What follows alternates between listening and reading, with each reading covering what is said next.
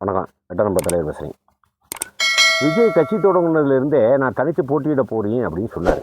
அதுக்கு என்ன ஃபார்முலா அப்படின்னு கேட்டிங்கன்னா, ஏற்கனவே விஜயகாந்த் தனி கட்சி தொடங்கும்போது அவர் தனியாக தான் போட்டிட்டார். அப்போத்தே நம்மளுடைய ஓட்டு சதவீதம் என்ன ஏதுன்னு தெரியும் அப்படிங்கிறதுக்காக அவர் முதலே கூட்டணி அமைப்பாங்கன்னு நினைப்பாங்க. ஆனால் அமைக்க முடியாமல் போயிடும்.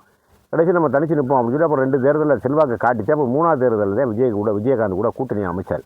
அதே மாதிரி விஜயினுடைய திட்டமும் அப்படித்தான் இருந்துச்சு. ஏன்னா ரேஷன் கார்டுக்கு ஒரு ஓட்டு எனக்கு இருக்குது அப்படின்னு அவர் சொல்லிக்கிட்டே வந்துக்கிட்டே இருக்காது. அது உண்மையாக கூட இருக்கலாம், அது வேறு. ஏன்னா தலித்துக்களில் நிறையா ஓட்டுகள் அவருக்கு விழுகிற மாதிரி சொல்கிறாங்க, எல்லாருமே சொல்கிறாங்க.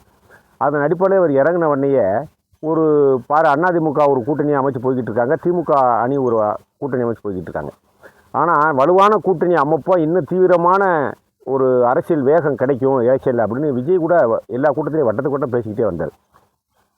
நேரடியாக 1 மணி நேரத்துக்கு முன்னாடி எக்ரிமெண்ட் போட போகும்போது தென்னகரனை கூப்பிட்டு மாட்டாங்க. பாரேசனாக்கிறீங்க ஒழுங்காங்கிட்ட வரியா உள்ள வரியா அப்படின்ட்டாங்க. உடனே தென்னகரனை டர்ராகி ஒரு காசு உனக்குன்னா காசு வேணுங்க வா நான் தர்றேன் அப்படின்னு சொல்லி ஒரு 400-500 ரூபாய் தென்னகரன் கொடுத்து அப்படியே பாரேசனாவோட கூட்டணி போட்டாங்க, தென்னகரனோட கூட்டணி வச்சாங்க. தேமுதிக நெருக்கின கட்டத்தில் போகும்போது விஜய் சொன்னிக்கிட்டாரு, தேமுதிக கேட்கக்கூடிய டிமாண்டுக்கெல்லாம் விஜயால் முடியாது. ஏன்னா அவங்க 300 கோடி 400 கோடி கேட்குறாங்க எல்லாருமே. ராமதாஸை கூப்பிட்டீங்கன்னா அவருக்கு 400 கோடி 500 கோடி கேட்பாங்க, காசு வேணும். பட்டாளி மக்கள் இப்போ அன்பு பண்ணியிருக்காருன்னா அவர் பாரேசனாக்கார 500 கோடி கொடுத்து தான் கூட்டி போயிருக்கேன். சும்மா அவனு கூட்டிலாம் போக முடியாது.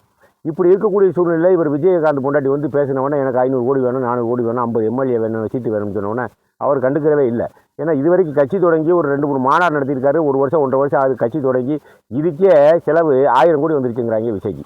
இதுக்கு இடையில கூட்டணி அமைச்சா என்ன ஆகும்? ஒருத்தர் காசு கொடுக்க முடியுமா? காசு கொடுக்க முடியாது.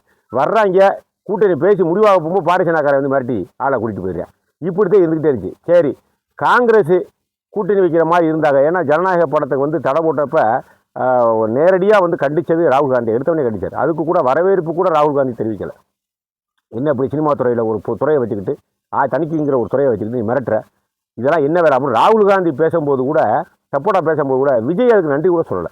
என்ன காரணம்னா இவங்க வர்றவங்க கூட நன்றி சொல்லுவாங்க, இளவுக்கு வர்றவன் தாலி இருக்க மாட்டான். அதனால் இவங்க வருவாங்க, இவங்களுக்கெல்லாம் நம்ம நன்றியெல்லாம் சொல்லிக்கிட்டு இருக்க முடியாதுன்னு சொல்லிட்டு விஜய் கம்முனே இருந்தார், எதுவுமே பேசலை.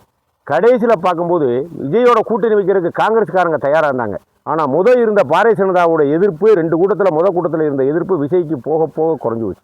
என்ன காரணம்னா அப்போயிலேருந்தே பாரேசனதாவோட நெருக்கம் காட்டி பேச்சுவார்த்தை, ரகசிய பேச்சுவார்த்தை நடந்துக்கிட்டே வந்துக்கிட்டே இருக்குது. ஏன்னா நம்ம ஏற்கனவே சொல்லியிருக்கோம், இந்தியாவில் எல்லாருமே ஒடுங்கி அடுங்கி எப்படியோ ஆக வச்சு போடுறாங்க. பெரிய பெரிய மகுடியை கூட எந்த கட்சியும் மீண்டு போக முடியலை.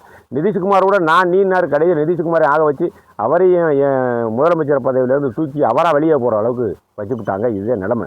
எங்கேயுமே அவங்க பிடியிலேருந்து யாருமே தப்ப முடியல. பெரிய அனகொண்டா மாதிரி பிடிச்சிக்கிட்டு இருக்காங்க. இவனும் விட முடியலை, அவனும் விட மாட்டேங்கிறாங்க. இதுதான் அரசியலில் இப்போ இந்தியாவில் நடக்கக்கூடிய விஷயமாக இருக்குது. இப்படியே போய்கிட்டு இருக்கும்போது அதிமுகவில் கூப்பிட்டு 1 வருஷத்துக்கு முன்னாடியே எக்ரிமெண்ட் போட்டாங்க பாரேசன்.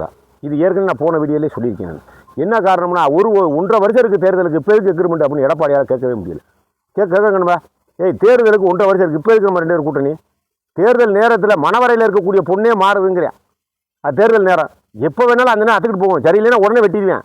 ஆனால் 1.5 வருஷம் இருக்கும்போது நீ ஏப்பா கூட்டணி போடுறேன்னு எடப்பாடி பழனிசாமியால் அமித்ஷாட்ட கேட்க முடியல. என்ன காரணம்? அவங்க ஒரு பெரிய திட்டம் வச்சுருக்காங்க. எல்லா மாநிலத்திலையும் 4 வருஷத்துக்கு முன்னாடியே 3 வருஷத்துக்கு முன்னாடி தேர்தல் வரை ஆரம்பிச்சிடாதேன்னு சொல்கிறாங்க. நமக்கு கிடைச்ச தகவல் அடிப்படையில் அன்னைக்கு தேர்தல் இல்லை, 3 வருஷத்துக்கு முன்னாடியே அந்த மாநில தேர்தல் வேலையை பார்த்துருது. அதன் அடிப்படையில் எடப்பாடி பழனிசாமியை கொண்டாந்து உள்ள கட்டித்துறையை கட்டிச்சாங்க. தெனகரனை கொண்டாந்து அதே போல் அத்துக்கிட்டு போன மாடுகளை பூரா பிடிச்சி கொண்டாந்து காசு கீசை கொடுத்து மிரட்டி கொண்டாந்து ஒரே பாரேசனதாங்கிற ஒரு துருவத்தில் கட்டிவிட்டாங்க. கடைசியில் எதுக்கு இவ்வளோ வேகம் காட்டுறாங்க அப்படின்னு பார்க்கும்போது விஜய் தனியாக இருந்தாத்தே நம்ம பேச்ச கேட்பாரு அப்படிங்கிற முடிவுக்கு அவங்க வந்துட்டாங்க. முதல்லையே இங்கிட்டு சினிமா படத்தில் ஒரு குக்கியை போட்டு வச்சுருக்காங்க. சிபிஐ ஒரு வழக்கை போட்டு 41 பேர் கொண்டு வந்து நீ தான் இல்லை போட்டு உள்ளதில்லை. இப்படி பல வாரம் எந்த பக்கமே தப்பிக்கக்கூடாது. ஒன்று மிரட்டலுக்கு வர்றியா, இல்லை ஆசைவார்த்தைக்கு வர்றியா, இல்லை எங்களை அடிமணிஞ்சு போறியா, எப்படி வர்ற அப்படிங்கிற மாதிரி சுற்றிலும் ஆளை நிப்பாட்டி ஆளை பணிய வைக்கிறாங்கன்னு நமக்கு தெரிஞ்ச விஷயம் தான் இது பூராமே. இப்போ என்னடான்னு கேட்டாக்க விஜய் வந்து தனியாக நிற்கிற ஒரு கூட்டணி அவரால் அமைக்க முடியல. அவருக்கு செல்வாக்கு இருக்குது, ஆனால் அவரால் கூட்டணி அமைக்க முடியல. என்ன காரணம்? பல பிரச்சனை அவருக்கு. அவருடைய தனி பிரச்சனை, பொண்டாட்டி டைவர்ஸ் இருக்குது, 41 வழக்கு கொலை கேஸுங்கிறேன். இந்த மாதிரி தனி ஜனநாயக படம் ஓடலைன்னா 1000 கோடி 2000 கோடி நட்டங்கிறேன். ஆக மொத்தம் இவர் ஒன்றும் பெரிய இவர் அமெரிக்கா கூடிய அதிபர் கிடையாது. இவர் வந்து எலான் மஸ்க்கு கிடையாது. இவர் வந்து தொழிலதிபரில் 50 லட்சம் கோடி 40 லட்சம் கோடி வச்சுக்கிட்டு வர அரசியல் ஆகுங்களா. மிஞ்சி போனால் 4000-5000 கோடி இருக்கலாம். அது வாங்கி போட்டு சுத்து வித்தாத்தே அது வரும். 4000-5000 கோடிங்கிறது அரசியலை பொறுத்தளவில் கடலில் பெருங்காயத்தை உரசின கதையாகத்தான் இருக்கும்.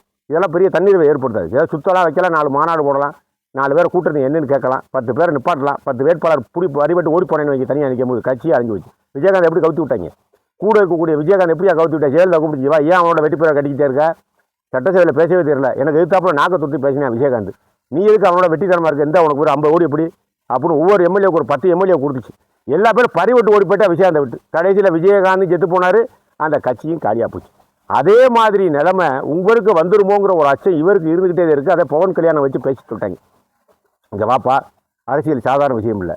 நீ 234 தொகுதியில் ஆள் நிப்பாட்டுறதுக்குள்ள யாராவது ஒரு 10 வேட்பாளரை விலை கொடுத்து ஒரு 50 கோடி கூட வாபஸ் வாங்கிட்டு ஓடியே போவேன், அப்புறம் உங்கள் கட்சியே இருக்காது, நல்ல நிலவரத்தை பண்ணிக்க அப்படின்னு சொல்லிட்டாரு. எங்கள் அண்ணன் கூட சிரஞ்சீவி ஆந்திராவில் கட்சி வச்சு நடத்தி கூட 18 எம்எல்ஏ ஜெயிச்சார். கடைசியில் அவர் கட்சியை கழிச்சு விட்டு காங்கிரஸோட போயிட்டார். காங்கிரஸோட போயிட்டு இப்போலாம் பல நிலைமை இருக்குது. கட்சி வச்சு நடத்துறது சாதாரண விஷயம் இல்லை அப்படின்னு அவரை வச்சு பேச சொல்லி அவரை 6 கோடி ஆவச்சிட்டாங்க. இப்போ என்ன மேட்டுனா, இப்போ நேற்றுல இருந்து சம்மன் வேறு அனுப்பிட்டாங்க. உடனே 15 வந்து 41 பேர் செத்ததுக்கு நீ தான் காரணமாக என்ன ஆசராகிட்டான்னு தெரியல. இப்போ இந்த கடையில் நேராக கூப்பிட்டு ஒரு தூவி விட்டாங்க. டக்குன்னு உனக்கு 24 மணி நேரம் டயம், ஒழுங்காக பேச்சுவார்த்தை முடிக்கணும், கூட்டணியை முடிக்கணும், விஜய்ட்டு தூவி விட்டாங்க. டக்குன்னு விட்டேன். என்ன விஷயம்? விஜயும் தெளிவாக சொல்லிட்டாரு, எனக்கு முதலமைச்சர் வேணும், வேலைன்னா பேச்சுக்கே இடம் இல்லை, நான் கூட்டணிக்கு வரமாட்டேன் அப்படின்ட்டு என்ன விட்டுருங்கன்ட்டார். இப்போ தாவாந்தரமாக பேசுகிறார், ஒன்றும் பெரிய அளவில் வீரன்லாம் பேசலை. தாவாந்தரம் எனக்கு முதலமைச்சர் வேணுங்கிறார்.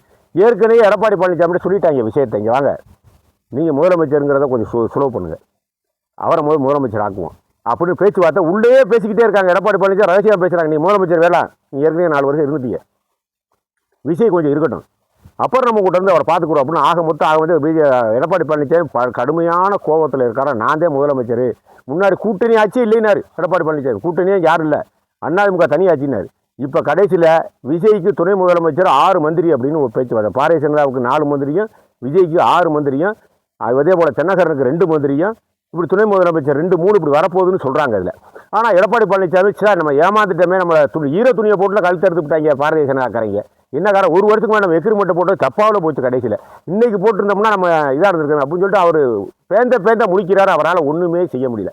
விஜய் தரப்பில் சொல்லிட்டாங்க, நாங்கள் முதலமைச்சர் கூட்டணிக்கு வர்றோம், பேச்சு முடிங்க அப்படின்ட்டாங்க அமித்ஷாட்ட. அமித்ஷா இப்போ நேற்றுலேருந்து தீவிரமாக எடப்பாடி பழனிசாமி அதிமுக காரங்கிட்ட எல்லாத்தையும் பேசி முடிச்சுட்டாங்க. கடைசியில் இப்போ என்ன ஃபைனலாக பண்ணியிருக்காங்கன்னா, இவரை முதலமைச்சர் வேட்பாளர் விஜய் அறிவிச்சாச்சுன்னா அதிமுக காரங்க ஓட்டு போட மாட்டாங்க, அதில் வேலை பார்க்க மாட்டாங்க. அவங்ககிட்ட ஓட்டு அதிகமாக இருக்குது, 1 கோடி ஓட்டு இருக்குது. விஜய்க்கும் 60 லட்சம் ஓட்டு 50 லட்சம் ஓட்டு இருக்கலாம், நமக்கு தெரியலை. இப்போ 1 கோடி பேர் ஓட்டு போட மாட்டேன். இப்போ என்னென்னு பார்க்குறாங்க, யோசிக்கிறாங்க பாரதிய ஜனதாக்காரங்க. ஆக என்னடா பெரிய மண்டி, இவனுக்கு முதலமைச்சர் சொன்னால் அவன் வேலை பார்க்க மாட்டேன், அல்லது ஓட்டும் போட மாட்டேன். இதுக்கு என்ன செய்யுது? சரி, எடப்பாடியவே முதலமைச்சர்னு நம்ம அறிவிச்சிருவோம், நீங்கள் 2 வருஷம் அவர் இருக்கட்டும், நீங்கள் துணை முதலமைச்சராக இருங்க, அல்லது அவர் முதலமைச்சர்னே அறிவிப்பான். இது எதுக்கு நீ துணை முதலமைச்சராக இருந்துக்க, துணை முதலமைச்சராக இருந்துக்கிட்டு 1 மாதம் கழித்து நீ முதலமைச்சர்னு நீ கோரிக்கை வச்சிரு. நீ ஒரு 50 எம்எல்ஏ 40 எம்எல்ஏ ஜெயிச்சு வந்துரு, 30 எம்எல்ஏ ஜெயிச்சு வந்துரு, நீ பின்னாடி இருந்து ஏதாவது பிரச்சனை கிளப்பு, நாங்கள் பார்த்துக்குறோம் பின்னாடி இருந்து அப்படின்னு அமித்ஷா சொல்லிட்டார். எடப்பாடி பழனிசாமி ஆட்சி எப்படி கவுத்துறது? இப்படித்தான் கவுத்துறது. ஏதாவது குட்டிகள்டா பொண்ணு, அப்புறம் என்னென்னு பஞ்சாயத்து எங்கிட்ட தானே வரணும், நான் பேசாமல் பார்த்துக்கிறேன். அப்போ முதலமைச்சர் ஆகணும் அப்படின்னு ஒரு காயை நகர்த்துவார் விஜய். கூப்பிட்டு பாரேசனாக்காரன் கூப்பிடுவேங்கவா, என்ன பிரச்சனை? அந்தாலும் ஒழுங்காக ஆட்சி செஞ்சுக்கிட்டு இருக்காரு 5 வருஷம் நம்ம கூட்டணியில், நீயே பிரச்சனை, நல்ல மனுஷன் மாதிரி பேசுவாங்க, நீயே பிரச்சனை பண்ணுறப்ப என்ன உனக்கு என்ன பிரச்சனை? இல்லை நான் முதலமைச்சர் வரணும், அவர் ஆட்சி நிர்வாகம் சரியில்லை, சட்ட ஒழுங்கு சரியில்லை, பெண்களுக்கு பாதுகாப்பு இல்லை, இதே மாதிரி தான் பெண்களை தூக்கொண்டு கற்பழிப்பேன், தூக்கொண்டு நகை வைப்பேன், என்ன பண்ணுறது? சுட முடியாதே, போலீஸே இங்கே போலீஸை கட்டி போட்டு விட்டேன். இப்போ எடப்பாடி பழனிசாமி முதலமைச்சர் இருந்தால் நேபாளில் இருந்தால் போலீஸ் வரப்போது இதே போலீஸ் தான் வேலை வைக்கணும், வேலை வைக்க மாட்டாங்க. இங்கே வந்து அடிக்கிறேன், பிடிக்க போனால் சாகுறேன், செத்தவனா உறவினர் ரோட்டில் வந்து உட்காடுறேன், குற்றவாளி இங்கே பிடிக்கிறது. ஆகும்போது சட்டம் ஒழுங்கு சரியில்லை. நான் அதனால் இவர் முதலமைச்சருக்கு நான் ஒத்துக்கிற மாட்டேன், வாபஸ் வாங்க போகிறேன்னு விஜய் சொல்லுவார். இவங்களே கிளப்பி விடுவாங்க பின்னாடி இருந்தேன், இங்கே வாப்பா பஞ்சாயத்து பண்ண மாதிரி பண்ணுவாங்க. ஒரு 10 நாள் ஓடும் அந்த பஞ்சாயத்து, திருப்பி கிளப்பி விடுவாங்க. கூப்பிட்டு அமித்ஷா கூப்பிடுவாங்க, வா உனக்கு என்ன பிரச்சனை, நீ முதலமைச்சர் ஆகணும் அவ்வளோதானே? ஆமாம், பாரதிய ஜனதாவில் தாபாக்காவை இணைச்சிரு, எடப்பாடி பழனிசாமி வீட்டுக்கு அனுப்பி கூப்பிடும். ஒரே பேச்சுட்டேன், இது நடக்குதா நடக்கலையான்னு சுண்டி கூப்பிடுங்க. எப்படி சிரஞ்சீவி எப்படி போய் நினைச்சாரு காங்கிரஸில் மந்திரி பதவி வாங்கிட்டு, என்ன காரணம்? அதை கூப்பிட்டு பேசிடுவாங்க, கூப்பிட்டு வச்சு பேசிங்கவா ஒன்றும் நினைச்சி நீங்கள் முதலமைச்சர் இருந்துக்க. தாபாக்காவும் பாரதிய ஜனதா இணைப்பு, விஜய் முதலமைச்சர், எடப்பாடி பழனிசாமி தூக்கி அவர் ஊருக்கு எடப்பாடி தள்ளி விட்டுருவோம், வா வேலையை முடி. உடனே நினச்சிடுவாங்க கட்சியை, உடனே நினச்சிட்டு தமிழ்நாட்டில் பாரதிய ஜனதா ஆட்சி மலர்ந்தது, விஜய் பாரதிய ஜனதாவில் இணைந்தார், அவ்வளோதான். இதுதான் ஹெட்லைன், இதுதான் அவங்க திட்டமே. இது எல்லாத்துக்கும் தெரியுமா தெரியாதா நமக்கு தெரியல, இது வந்து நம்ம யூகம், ஆனால் இது சரியாக நடக்கும், அதை பார்த்துங்க. ஆக மொத்தத்தில் நீங்கள் உரலில் மாட்டிக்கிட்டே எல்லா பேரும் விஜய்க்கு வந்து விஜய்க்கு லாபம் தான். நேற்றே வந்திருக்காரு அவர் அரசியலில், அவர் செலவழிச்சு 1000-500 கோடி செலவழிச்சிருக்காரு. இப்போ சசிகலா பாடு என்னன்னு தெரியல, அவங்களும் ஆள் புதுசாக ஒரு கட்சி தொடங்கியிருக்கோம்ன்றாங்க, ராமதாஸை போய் சந்திச்சோம்ன்றாங்க. அது என்னங்கிறது நமக்கு தெரியாது. ஆனால் பாரதிய ஜனதா விஜயை வச்சு காய் நகர்த்தி பாரதிய ஜனதாவை ஆட்சியவே விஜய் மூலமாக கொண்டு வர பார்க்குறாங்க. ஆக மொத்தத்தில் எடப்பாடி இதோட அரசியலே அவர் இல்லை.